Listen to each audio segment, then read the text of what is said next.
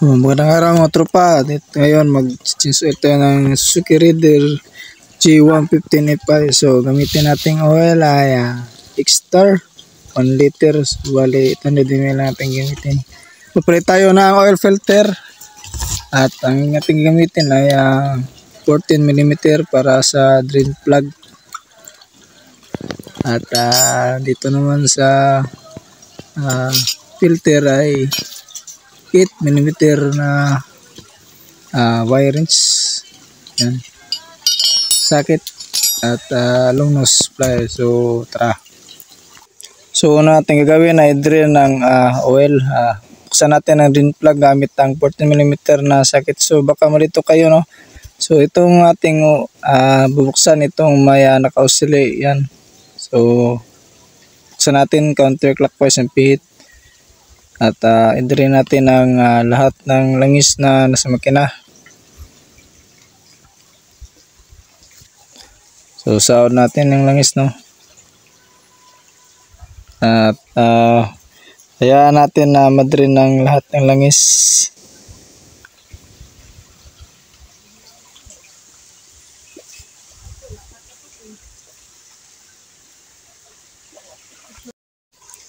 So maghintay muna tayo ng ilang minuto, no, para ma-drain langis at saka buksan natin ang takip ng oil filter cover. So sa pagbukas ng oil filter cover ay gamitin natin ang 8 mm na wire wrench, no, sakit, para mabuksan natin yan kasi yung bolt na ay sukat na ay 8 mm. So counterclockwise pa rin, no, pag open. At lipat natin ang sauna ng langis dito kasi may oil na tutulo o tatagas.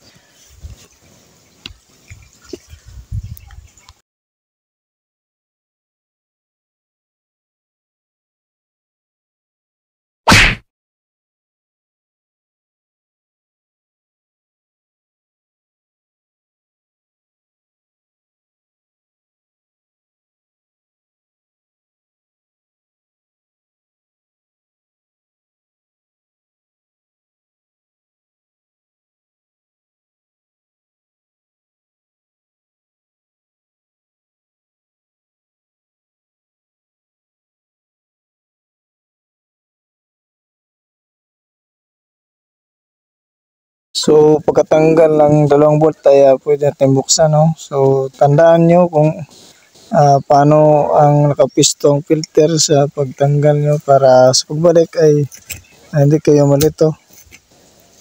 So waligutin na natin yan, no. So, at saka tingnan nyo yung o-ring, baka mahulog sa kasi may o-ring dyan.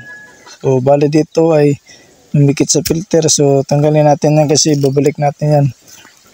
Kasi nakapisto ang o-ring na yan doon sa ilalim. So yan, no, dyan yan nakapisto dapat ang o-ring. So tingnan nyo, baka mawala, no. So pagkatapos ay pwede natin ibalik ang drain plug, no. So yan, bali na ibalik na natin. Linisan muna natin ang lagayan ng oil filter. Saka natin ilalagay ang ating bagong oil filter. Saka natin ilagay ang oil filter ay una natin itong o-ring, no. So yun na natin ilagay para hindi tayo mahirapan, no. So dyan yung nakapisto. So yun na natin ilagay yan, no. So bale medyo mahirap yan pero konting sinsya lang. So bale na ipasok na natin. So ang sunod natin lagay ay ang oil filter na. So ito yung part number niya. Bale genuine yung ating ginamit dito. So buksan muna natin. Ayan. So gamit lang tayo ng matulis na bagay para tanggal yung plastic cover niya.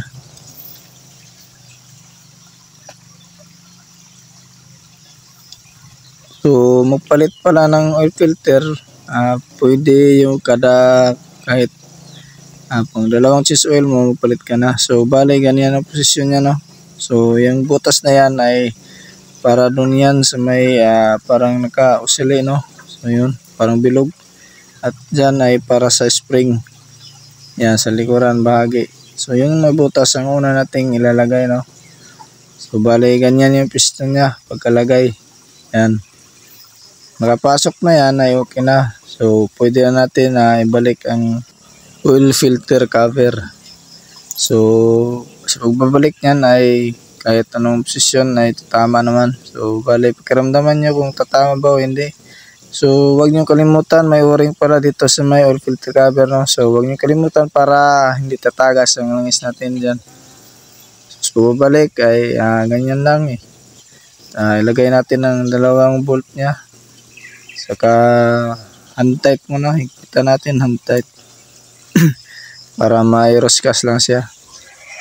So pag na-roscas niya, pwede na natin gamitan ng wire wrench, no. Gaduhin mo natin nakaruskas, saka natin gamitan ng pahigpit, no, clockwise para higpit. So sa paghigpit naman ay dapat pantay, no, para pantay din ang paglapat ng ating oil filter doon sa ating makina. Para maiwasan natin ang leak o tagas sa ating oil filter cover. So bali ganyan lang, tamang pihit lang. So pagka okay na ay pwede natin salinan ng langis. So bali ang stock natin, no, 650 ml. So bali 1 liter yung ating oil na nabili, no. So bali 800 ml yung ating gagamitin. Kasi nagpalit tayo ng oil filter, so 800 ml lang ating ilalagay, no, sa salin. So sasalin muna natin. Kapag hindi tayo nagpalit ng oil filter ay 650 ml lang ating sasalin, no. So bali nagpalit tayo ng oil filter, 800 ml yung ating ilalagay. So bali wala tayong pansukat ng langis, no. So tansya na lang tayo, may guide naman sa may lagayan ng ating oil na nabili. So bali tansya na lang, no. So bali sa ibaba tayo ng 250 ml kasi 200 ml yung ating ititira dito sa 1 liter. So tingnan mo natin kung sakto na. So yan, tama na. 800 ml na natin salin. So balik na natin ng dipstick, no.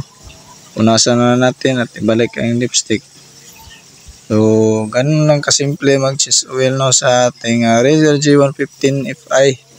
So mahalaga din na matuto tayo mag-DIY sa ating mga motor para maka-less gastos tayo o maka-save tayo, no.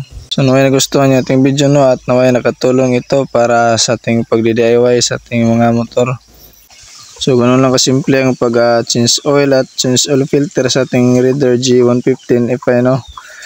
Kung bago ko pa lang sa ating channel ay pwedeng paki-subscribe ng ating YouTube channel, paki-share ng ating video at maraming salamat sa panonood at ride safe.